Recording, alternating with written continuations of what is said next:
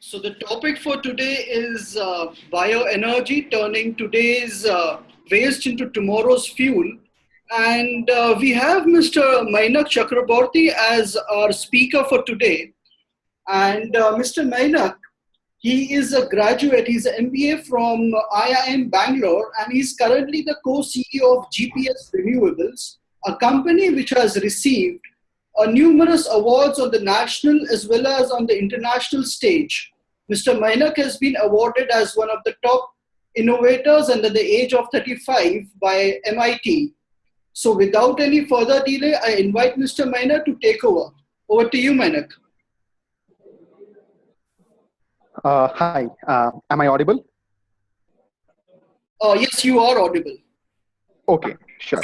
So I'll just share my screen and then start off with the class. Sure. So, Manik, we have got IFIM Bangalore, IFM College Bangalore, and we have got Rajiv Gandhi Institute of Technology from Mumbai here. And Sure. so, while you speak, I'll be keeping all the colleges on mute so that there is no background noise. And if Sure. there is any question from the colleges, they will be using the chat box which is available. Okay. Over to you. Okay, sure. Thanks.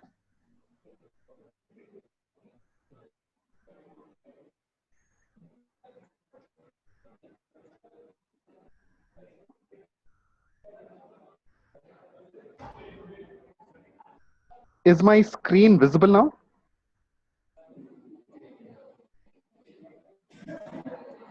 Yes, it Hello? is. Yes, it is. Okay.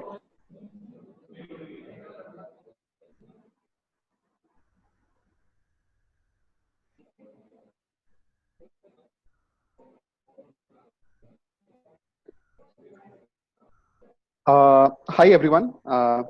So I'll start off with a very basic introduction. Just I'll add a few more details to what Vibin had shared.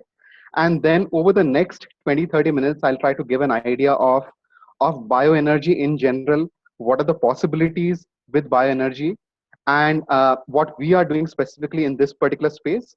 And finally, from a career options, what are the things that you guys can look at? What are the kind of things that you should be doing to get into this space if you're interested? And finally, we can have a few questions and answers if you have any. So yeah, so to start off with, as had been introduced, yeah, I'm an engineer and an MBA. I did my engineering in electronics and communication from NIT Calicut, and after that, I worked for a few years as a product engineer in a few startups in Bangalore. They had nothing to do with bioenergy, but again, they were related to cross-disciplinary engineering fields. Now, as far as GPS Renewables is concerned, we are a bioenergy technology firm based out of Bangalore. Our initial product is called the BioUrja. It is a plug-and-play biogas solution, and this is the most compact and efficient biogas solution in the world. I'm saying this based on the field data, based on the innumerable awards that we have won from many platforms, such as the Tech Awards, the Climate Solver Award from WWF et al. And as of today, we have clients in India, Bangladesh, Japan, and the USA. Now, as far as my responsibilities in the organization are concerned, well, when I started off, like any other startup, you have to get your hands dirty. You have to do everything. So I was involved in various aspects, including and primarily the product conceptualization and the prototyping, where my key focus was on the electronics aspects of it.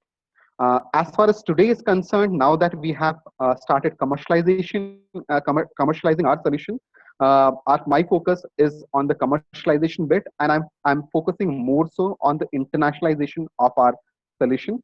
Our aim, in short, is to take this solution that we have built in Bangalore to any city across the world which has a waste problem. And as you can imagine, most of the cities across the world have this problem. So our aim is to take it as far as possible.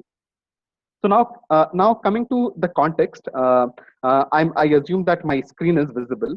So coming to the context, well, first I'll start off with bioenergy. What is bioenergy and how critical it is for us today? Now, as the name suggests, bioenergy or biogas to be particular is a clean energy that is extracted from biodegradable material. And one of the methods to do that is biogas. Sorry to interrupt, Menak. Yeah. There is a technical glitch at IFI in Bangalore, and they are Okay. again connecting in a few minutes. So can we just take a pause of like a minute or two? Yeah, that's absolutely fine. My screen is visible, right? I Absolutely, absolutely. Okay, sure.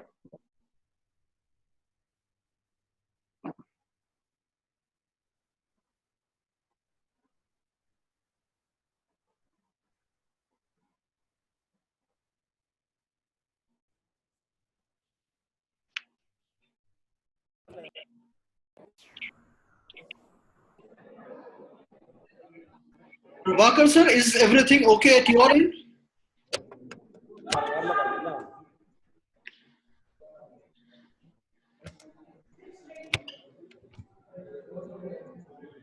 Prabhakar sir, I hope you are pretty audible.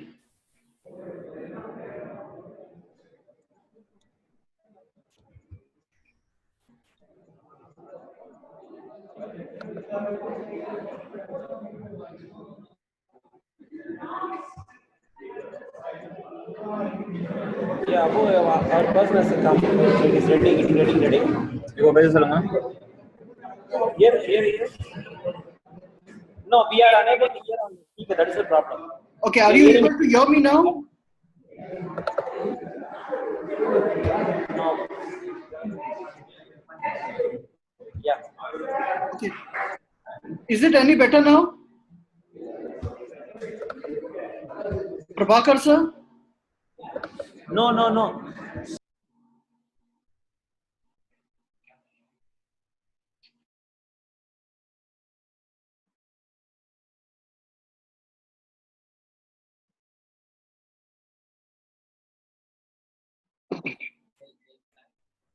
Mainu, I think we can start now. Sorry for the interruption. Okay. No, that's fine. So I'll start off with where I left. I'll just set the context first.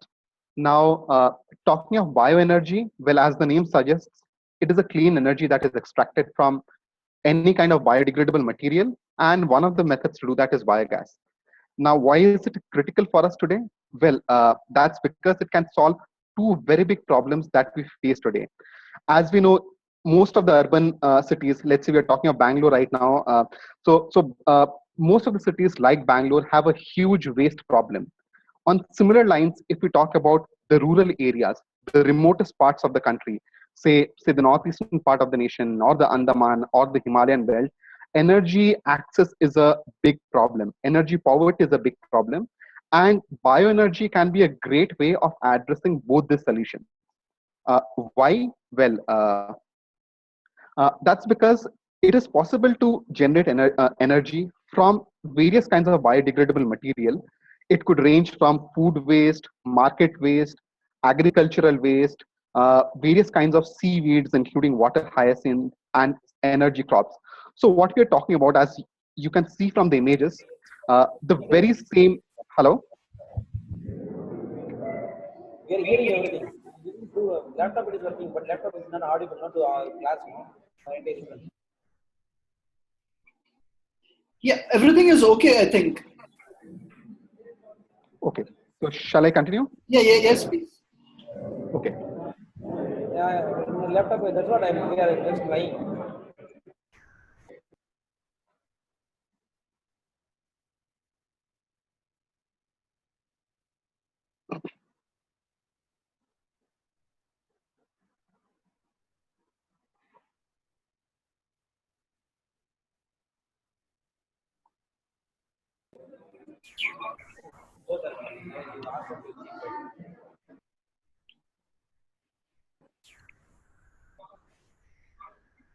IFM Bangalore, you may not unmute the option which is available. I am keeping your college on mute as of now.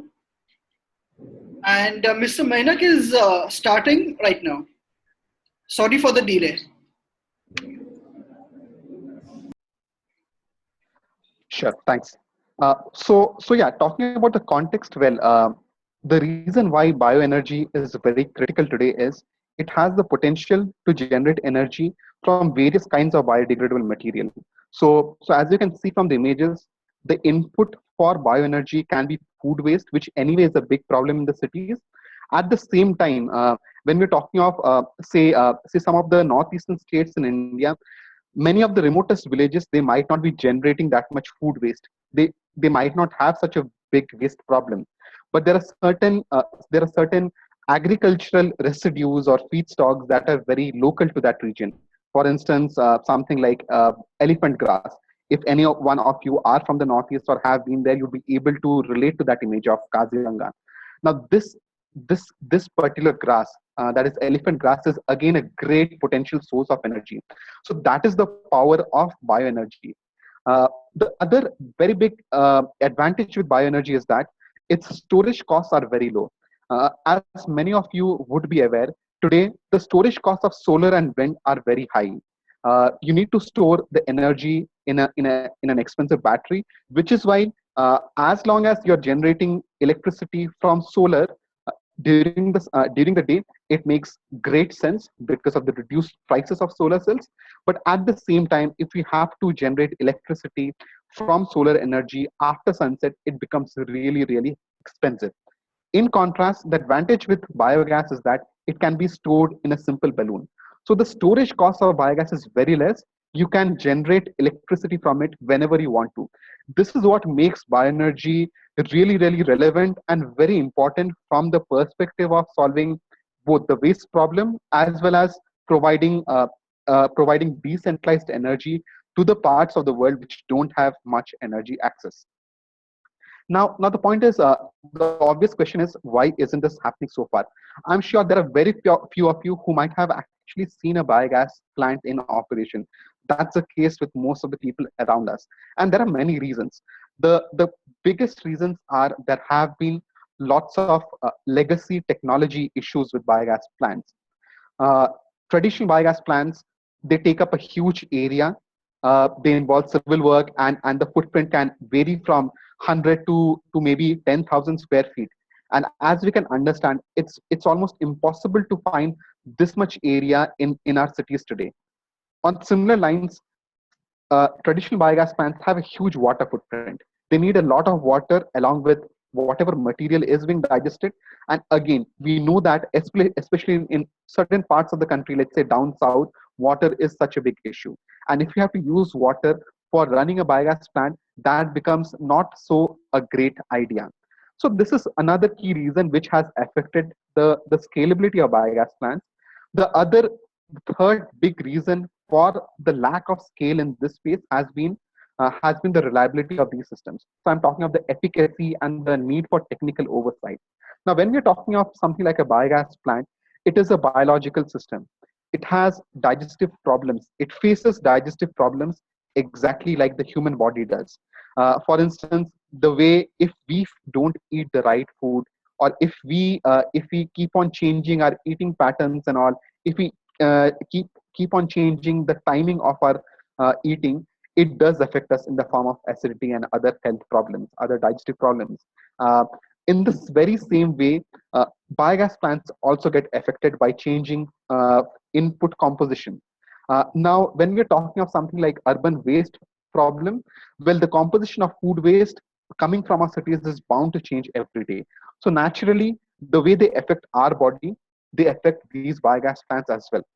And so far, biogas plants had not been smart.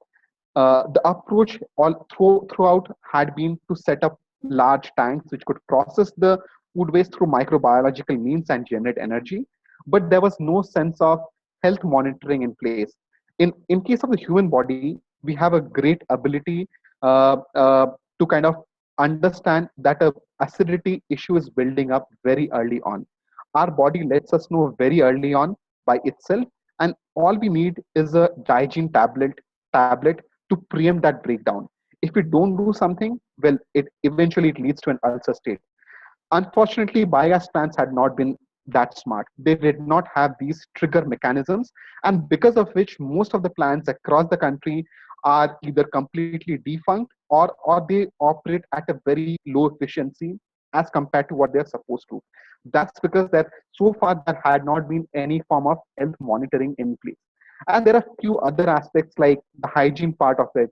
The efficiency has been pretty low. When I'm talking of the hygiene part, well, for waste problem to be solved, these plants have to coexist with people. They have to coexist in our cities. And for that, they have to be neat and tidy. And if any of you have seen a biogas plant, you might have the image I'm sure that you would have would be of a pretty dirty, a pretty messy plant which stinks. And it's not hard to imagine that it would be very tough to find such solutions with the existing within us in our cities. So these are broadly some of the key reasons why, despite its great advantages, biogas has not really been impactful so far. Now, talking about what we are doing differently, or for that matter, other firms across the world who are trying to redesign biogas, what they are doing is something similar to what I'll be talking about now. To give a brief idea about our solution, the BioUrja, it is a temperature-controlled, high-rate anaerobic digestion system. It's a multi-stage process which has a consortium of bacteria inside which digest the waste through a four-step process and generates two very useful byproducts: energy in the form of methane and a soil conditioner, or rather a slurry which can be directly used as a soil conditioner, that is as a manure. Its input can be any kind of food waste. For that matter, it can be any kind of biodegradable material. We don't add any water. That's because inherently food waste has a lot of moisture in it, and we have designed a system which is meant to operate at high solids levels. That is, which can work without the need for additional water. Uh, this is a plant which has to be fed every day. So just like the way we feed ourselves at specific times, this particular plant, or for that matter, any biogas plant, has to be fed at a particular point. And from the food waste that we feed, what we generate is around 145 cubic meters of raw biogas per ton of food waste. So to give an idea, from 1,000 kgs of waste, we generate around 4 to 5 cylinders of LPG equivalent. To give you a different perspective on this, every kilogram of food waste can potentially light up a small CFL lamp throughout the night. So that is the potential of bioenergy or biogas. And clearly, we have not been capturing all this value because, as you can understand, most of the food waste ends up either on our streets or in the landfills. And that is what we and a few other firms like us are trying to solve today. This is a broad system. This is a system overview of the plant as I was talking about.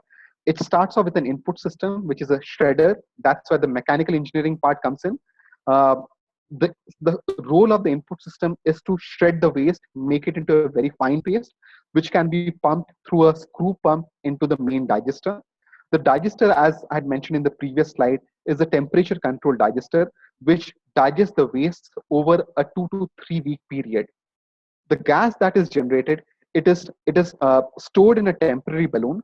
Whenever these balloons are filled up, they have pressure sensors inside. The moment they are filled up, they send a trigger to a electronics control unit, which in turn switches on a compressor, and the gas is compressed and stored in a pressure vessel.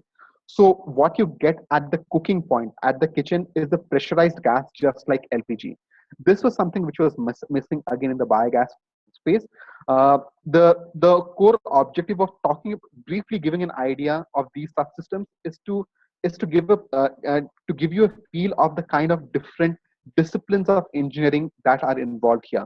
So as you can imagine, from the as far as the biogas digestion part is concerned, that's all about microbiology. As far as maintaining the system is concerned, that's where the chemical engineering, the process engineering part comes in. There are lots of subunits such as the input system. We are talking of shredders which can shred most kinds of biodegradable material, including coconut shells. So there we are talking of the mechanical engineering part, and then we are talking about automated compression systems and all. That's where the electronic piece comes into action. So this is truly this is a great example of a cross-disciplinary engineering problem.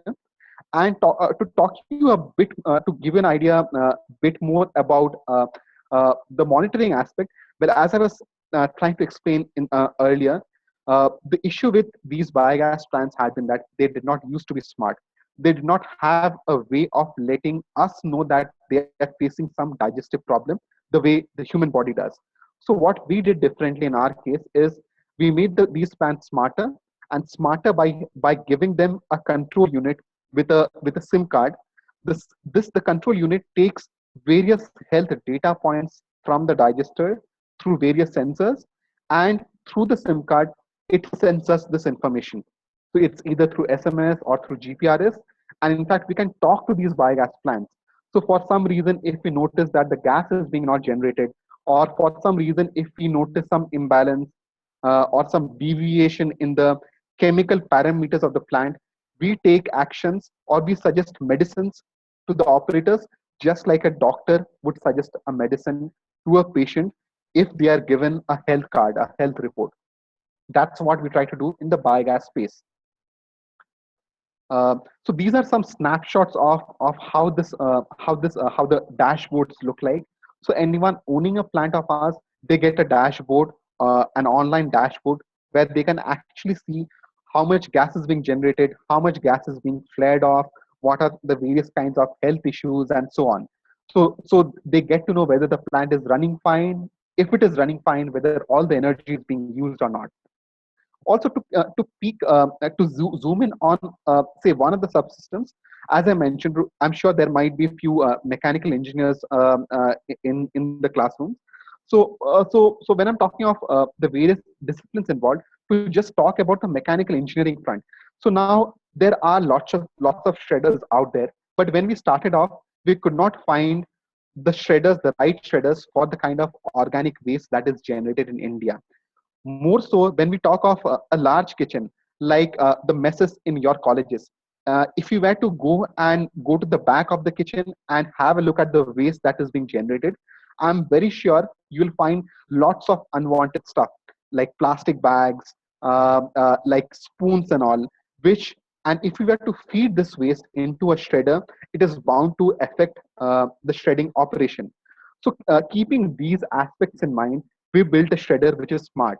So in our case, the shredder is smart in the sense that, say, if a spoon were to get stuck, the shredder is bidirectional.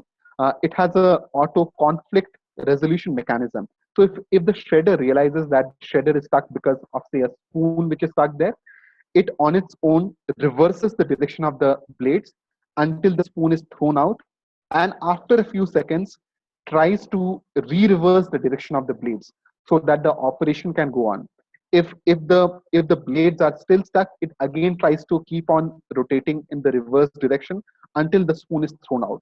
So there are many such new innovations that we have brought in, keeping in mind the problems that we see in India. For instance, the kind of waste that is being generated from most of the large kitchens, say from a hotel or an educational institution.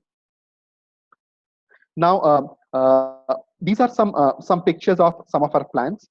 One of them is on the bottom left corner, for instance, is a plant which is set up in a hotel in Hyderabad.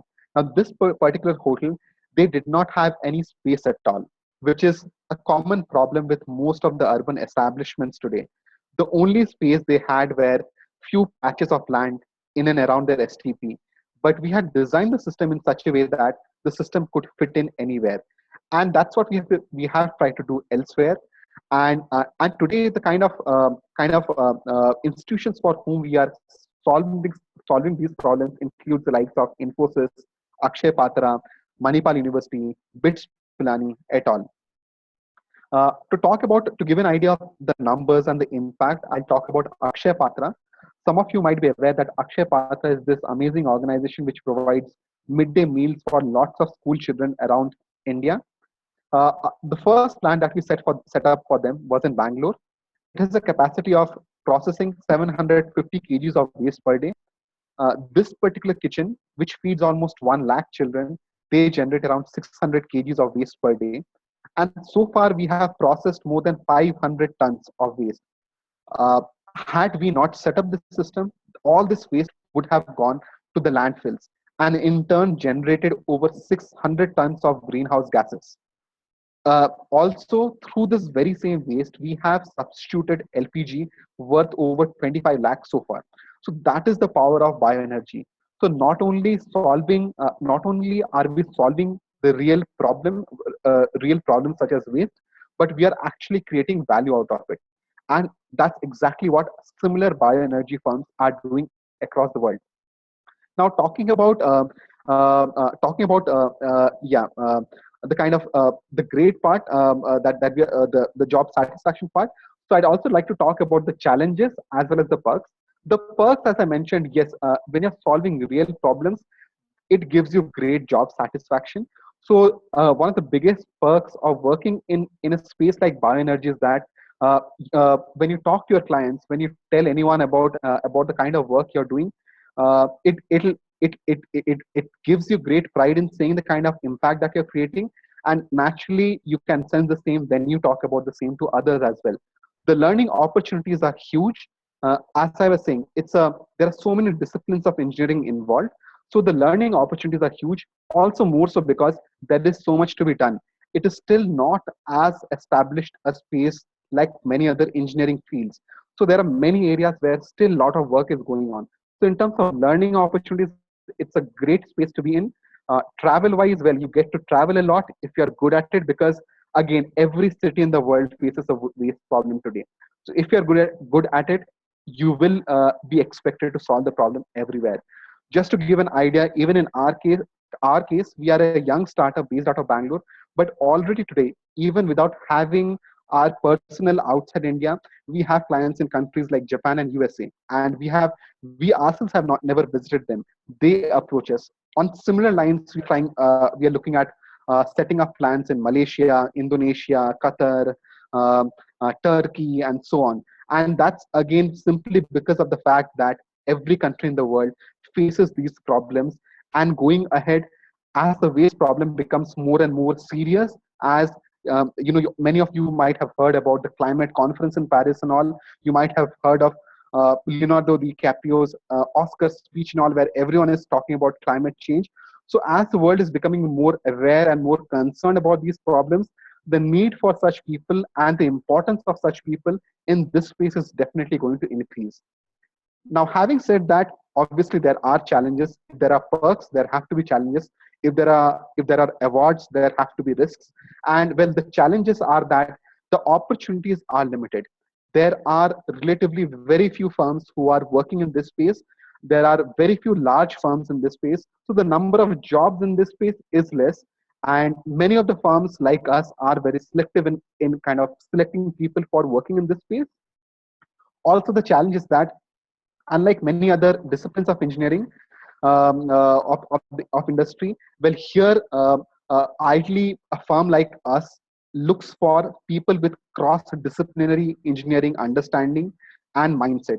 We look for people who have worked on projects which involves various departments of engineering, who are really hands-on and all.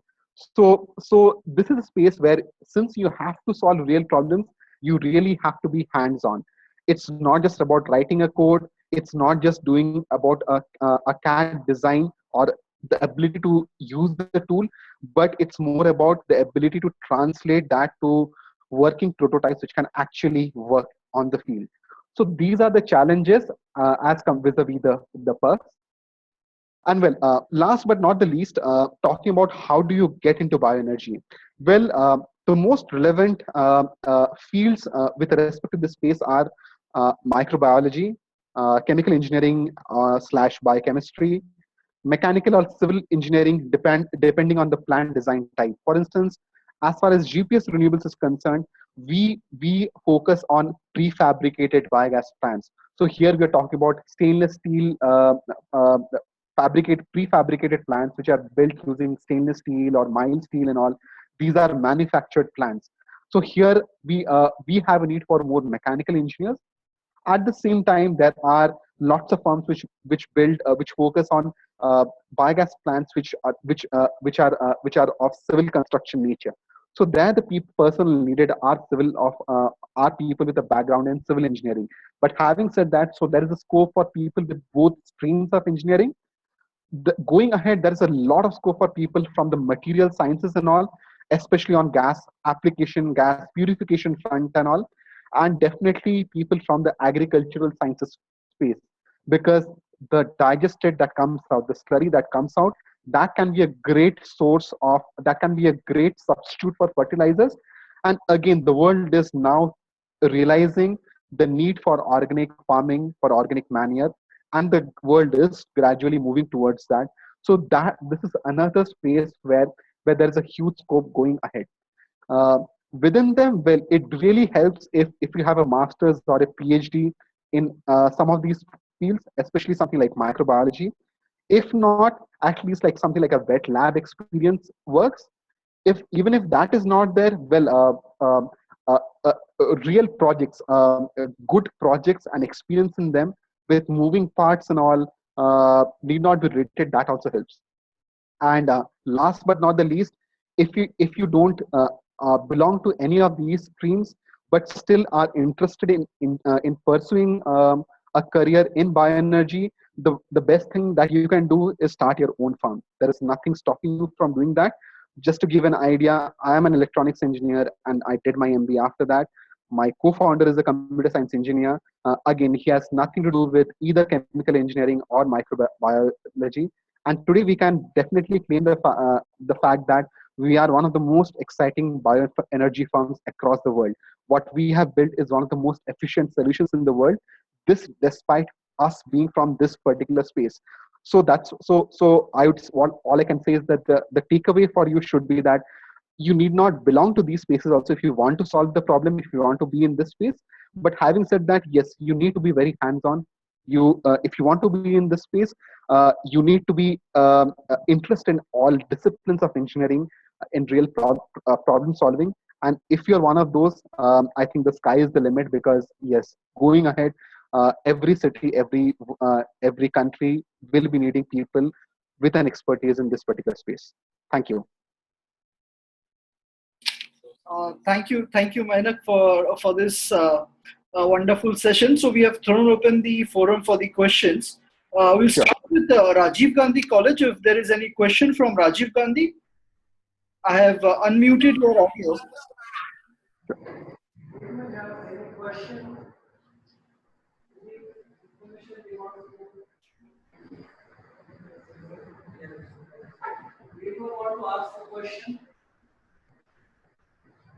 Anything related to the topic or to the career? So Mr. Mainak is here, and he can answer you very well on this topic.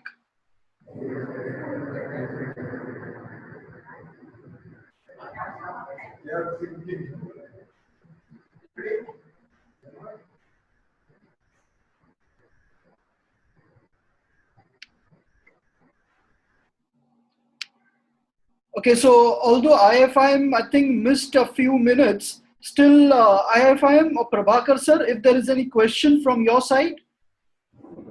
Any questions? Any student willing to ask a question from the speaker? No questions from IFIM college. Okay, so IFIM doesn't have a question. Okay, so Mainak, there is a question here regarding the maintenance and the breakdown of the plant. So I think it is related to the maintenance cost and how often is the breakdown.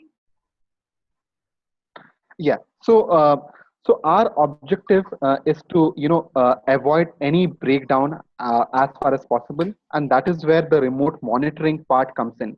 So what we do is that every plant of ours has the remote monitoring module, and sitting in Bangalore, we track the health of all of our plants, be it in India or Bangladesh.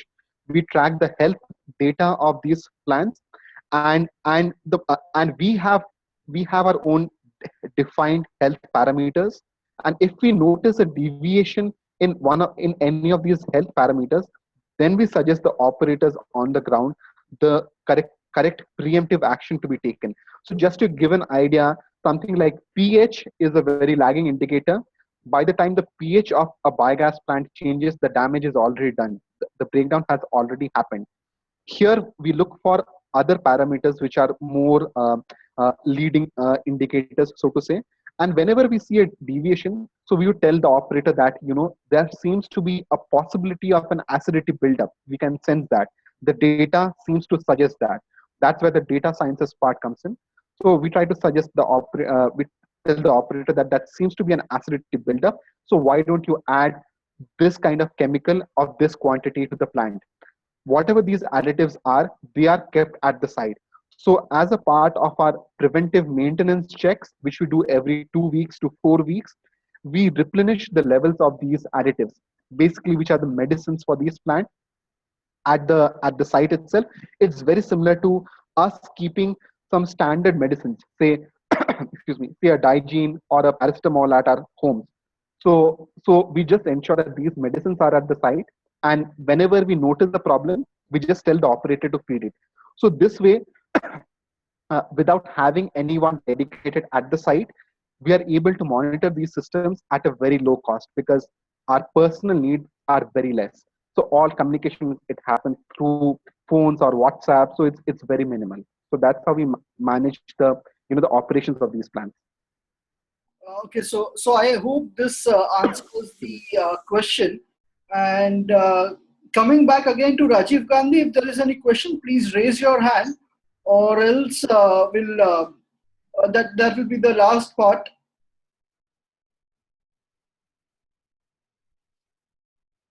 Okay, so Manik, I think there is no question from the students as of now. However, if there is any question from the students, you can always email the question to us, and we would pass it on to Mr. Mainak here. And as and when he's getting time, he will be replying back to the questions. Is that correct, Mainak, from your end? Yeah, absolutely fine. Works. Okay, Mainak. So thank you very much for joining in and telling all these students about your experience and expertise about this topic. Sure, thanks. On Very behalf good. of the colleges and the VPine team, I thank you for and appreciate your efforts to join in. Thank you. Sure. Thanks a lot. Can we have Thank a round of applause for Mr. Mainak here?